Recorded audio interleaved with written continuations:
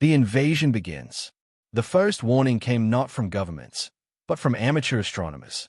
Flickering lights beyond the orbit of Mars, shifting in formation, too precise to be natural. By the time Earth's militaries confirmed the readings, it was already too late. The Galactic Empire had arrived. Above Earth's skies, their ships materialized like God descending from the heavens.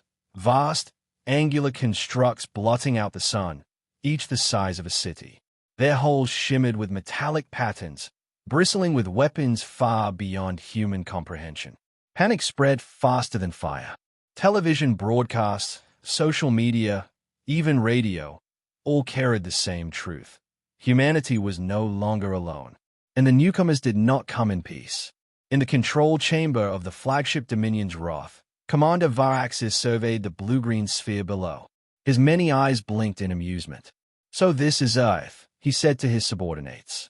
"A primitive world, cluttered with fragile settlements. Their resistance will be insignificant." On the ground, in New York City, Sergeant Daniel Hale wasn't so sure. He stood among civilians who had spilled into the streets, necks craned upward at the shadows crossing the sky. When the first energy beam struck, turning skyscrapers into molten steel, the crowd dissolved into chaos. Screams, car alarms, the crack of collapsing glass towers.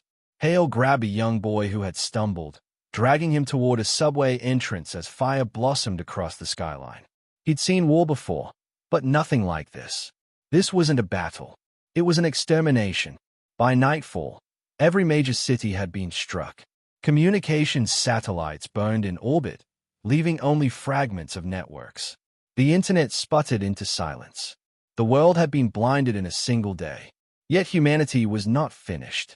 In a bunker deep beneath London, leaders from fractured nations scrambled to coordinate.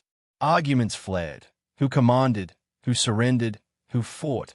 But one fact bound them together. Surrender was no option. The invaders did not ask for negotiation. They demanded obedience. Back aboard the Dominion's Wrath, Varaxis received the first casualty reports. A transport had been brought down in South America, sabotaged by crude missiles and ground fire. He dismissed it as trivial. "Let them thrash," he told his aides. "The more they struggle, the faster they will break." But Daniel Hale, now armed with whatever rifles and munitions he could scavenge, knew otherwise. As he and scattered survivors regrouped in the ruins, he looked at the night sky filled with alien fire and made a vow. "We've fought impossible wars before," he told his ragtag band of fighters. "This time's no different. They think we're weak. They think we'll bow. But we're still standing. And as long as we're standing, they'll bleed." Above, the Empire's fleet cast its shadow. Below, the first sparks of resistance ignited. The war for Earth had begun. Humanity fights back. The ruins of New York still smoldered when Sergeant Daniel Hale and his survivors regrouped in the underground tunnels. The stench of smoke and scorched steel clung to everything. Supplies were scarce, weapons scarcer. But morale, the thin thread keeping them together, was burning brighter than ever. Hale crouched beside a map spread across the damp concrete floor. "We can't go head-on," he told the group. "We hit them where they don't expect it. Ambushes, sabotage, make Earth a nightmare they regret stepping into." Among them sat Dr. Layla Morgan, an engineer who had worked on experimental power systems before the attack. She leaned forward, pushing her glasses higher on her soot-streaked face. "They're jamming our satellites, but their ships give off a distinct energy signature. If we can overload one of their relay nodes, we might drop their shields long enough to do real damage." Hale nodded. "So we turn scraps into weapons. Fine by me." That night, under the cover of broken skies, the resistance struck for the first time. Using scavenged construction equipment and a cache of old military explosives, they set a trap on the Hudson River. An alien patrol craft, sleek and humming with alien light, swept low to scan the ruins. Hale gave the signal. The charges detonated, and a makeshift crane, rigged with steel cables, snapped upward. The craft spun, crashing into the water in a thunderous explosion. Cheers erupted in the tunnel hideout. For the first time since the invasion, they had killed one of the Empire's machines. Word spread quickly. Across continents, similar stories emerged. Farmers turning irrigation systems into flamethrowers. Hackers breaching alien comms with nothing but laptops and stubborn ingenuity. Entire villages vanishing into forests and deserts, striking with ambushes before fading like ghosts. On board the flagship Dominion's Wrath, Commander Varaxis was less amused. His claws clicked on the command table as reports streamed in. "Losses?" he demanded. "Minimal," his aide replied carefully. "But persistent. These humans are adaptable, unpredictable." Varaxis bayed his teeth in irritation. "They are animals. Break their spirits, and they will kneel." But on Earth, kneeling was the last thing on anyone's mind. Hale's resistance cell grew bolder. With Dr. Morgan's guidance, they scavenged alien wreckage and learned fast. Within weeks, they had cobbled together crude EMP devices capable of disrupting small enemy craft. The first time they deployed one, frying a scout ship midair, the roar of triumph shook the tunnels. Still, the cost was high. Friends were lost in every raid. Civilians paid the price of alien reprisals. Entire blocks leveled when a single human dared strike back. Yet instead of breaking morale, each tragedy hardened resolve. The invaders wanted submission. They were breeding fury. One night, after another skirmish, Hale stood on a rooftop overlooking the ruined city. Fires glowed against the night, alien ships prowling above. His jaw tightened. "They think we're done, but this is just the beginning." Somewhere in the dark, humanity's defiance spread like wildfire. The Empire had woken a planet that refused to die. Turning the tide, winter fell over the ruined cities, but the fires of resistance only burned hotter. Across the globe, scattered cells began to connect, forming a web of defiance that the Galactic Empire could neither crush nor control. Sergeant Daniel Hale's unit was no longer just a handful of survivors. They had grown into a battalion of fighters, engineers, soldiers, farmers, and hackers, each carrying the same fire in their eyes. What had begun in the shadows of subways and ruins was now spreading like a living storm. Dr. Layla Morgan stood over a disassembled alien power core, sparks dancing from her tools. "Their technology isn't invincible," she muttered, tightening a makeshift clamp. "It's sophisticated, yes, but it obeys the same laws of physics as ours. And physics we understand." Hours later, she revealed their creation, a weapon forged from scavenged alien alloys and human ingenuity. Crude, ugly, but powerful. "A hybrid rail cannon," she explained. "If it works, we can punch through their armor." That weapon was first tested in the ruins of Chicago. An alien dropship descended, scanning for survivors. Hale gave the order, and the rail cannon roared. The projectile tore through the dropship's shields, sending the craft spiraling into the lake. Cheers erupted. For the first time, humans hadn't just survived. They had struck back with stolen fire. News spread fast. Guerrilla units around the world began dismantling fallen alien machines, repurposing them into weapons, power sources, even communication relays. The fragmented nations of Earth, once at odds, began to unify under a singular banner: survival. On the flagship Dominion's Wrath, Commander Varaxis stared at the tactical map with growing unease.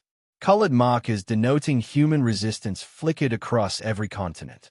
"Explain to me," he growled, "how a species without starflight can destroy our ships." His aide hesitated. "They adapt, Commander. They salvage. They fight as if," he swallowed, "as if extinction itself is familiar to them." Varaxis's mandibles clicked. He had studied Death Worlders before, planets where life clawed for survival against nature itself. Yet never had one been so relentless.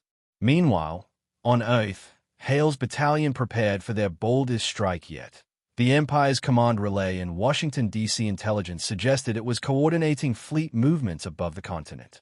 Destroying it would cripple alien communications. The battle was chaos. Plasma fire ripped through buildings, human fighters darting between rubble with improvised shields. The hybrid rail cannon boomed again and again, tearing holes in the sleek enemy craft. Hale led from the front, rallying his fighters even as the ground shook. Dr. Morgan triggered the final charge, a jury-rigged EMP bomb hidden beneath the relay's foundations. The explosion rippled across the night, and the alien spire collapsed in a thunder of metal and light. Above, in orbit, half the Empire's fleet blinked in confusion, cut off from their command structure. Human radios crackled to life for the first time in weeks, carrying a single triumphant message. DC is ours. Humanity fights on. That night, as survivors celebrated amidst the rubble, Hale looked to the sky. For the first time since the invasion began, he dared to believe. They could win. The Empire retreats. The ruins of Earth glowed with fires of defiance. Where once alien ships had descended unchallenged, now wrecks of their war machines littered the cities.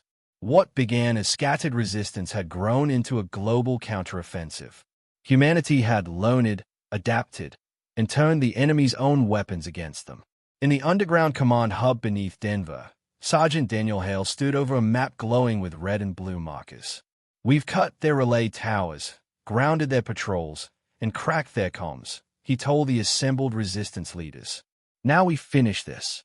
Their flagship controls the fleet. Take it down, and the Empire runs." Dr. Layla Morgan adjusted her headset, her face pale but determined. "We've rigged a captured shuttle with a hybrid cannon. If we can get close enough, one shot to their core should cripple it. But we'll only get one chance." The plan was suicide. Everyone knew it, but no one flinched. Above Earth, the Dominion's wrath loomed in orbit, its vast shadow stretching across the planet. Commander Varaxis watched the battle reports streaming in. Ships lost, bases overrun, troops slaughtered in ambushes. His claws trembled with fury. "Impossible," he muttered. They were supposed to kneel. But below, humanity had never knelt. The final strike began at dawn.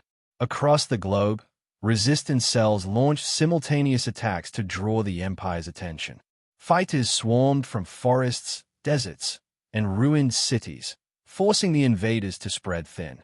Hale and Morgan boarded the captured shuttle, its controls crudely rewired by human hands. The hybrid rail cannon gleamed in the cargo bay, humming with stolen alien energy. "If this works," Morgan whispered, strapping in, "we change history." The shuttle launched under the cover of chaos, climbing through fire and debris into the black of space. Enemy fighters intercepted, swarming like hornets. Hale gritted his teeth, weaving the shuttle through plasma fire, engines screaming in protest. One by one, resistance fighters on the ground hacked alien comms, flooding them with false signals, buying precious seconds. At last, the Dominion's wrath filled their view, an impossible fortress of steel and fire. "Now!" Morgan cried. The rail cannon discharged with a deafening roar, the recoil shuddering the shuttle. The projectile, forged from human defiance and alien technology, punched through the flagship's shields and tore into its core. Light erupted, brighter than dawn. The Dominion's wrath convulsed, flames ripping across its hull. On the bridge, Commander Varaxis clutched the railing as alarms blared. His many eyes widened, not with rage, but with fear. They should not have been able to, his words drowned in fire as the flagship detonated in orbit. Across the sky, the Empire's fleet faltered. With their command shattered, ships broke formation, retreating into the void. Humanity had done the unthinkable. They had driven the conquerors away. Back on Earth, Hale stumbled from the shuttle's wreckage, battered but alive. Survivors gathered, their cheers echoing through the ruins. Above, the last of the alien ships vanished into the stars. Hale looked to the smoke-filled horizon. "They thought they could break us," he said quietly. "Instead, they've shown us what we're capable of." Dr. Morgan smiled faintly. "They'll be back." Hale nodded. "Then we'll be ready." For the first time in history, Earth stood united, not in fear, but in victory. The Galactic Empire had tried to conquer Earth, and they had failed.